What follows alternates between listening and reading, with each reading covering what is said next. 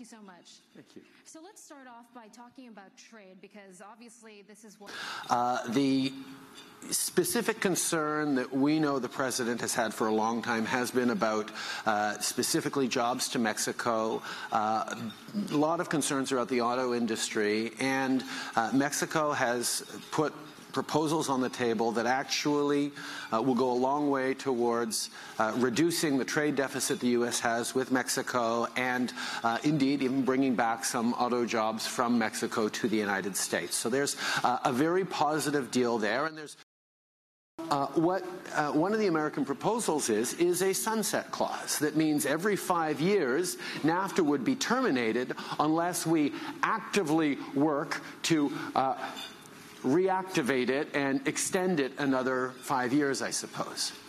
Well, in that kind of uncertainty around investment, it's hard to imagine a lot of folks being willing to make, a 5-year investment in Canada. Well, we know most of the investments people look at today have 15, 20, 25-year timelines to them. So we don't really feel that a deal with a sunset clause is much of a deal at all.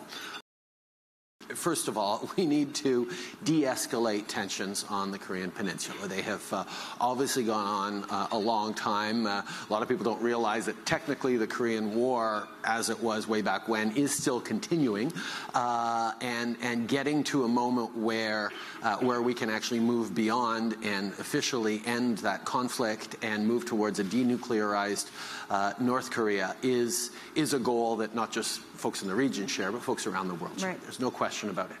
I think there is a clear understanding that the solution is not going to be a military solution to get to peace, that it needs to be diplomatic, it needs to be political.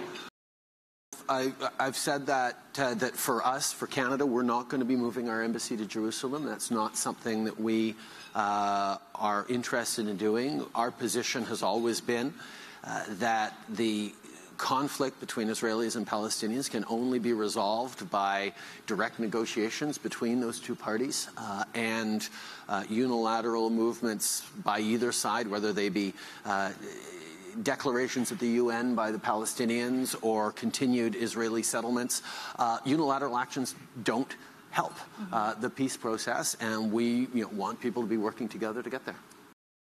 And I think what the Me Too movement is a moment of awakening that is saying that, you know what, it's not okay, that you cannot continue to behave in ways that might have been acceptable but still wrong decades ago, that if you actually want to succeed as a company, as a workplace, you have to be respectful and inclusive of everyone. And that's going to require shifts, but it's the right thing to do.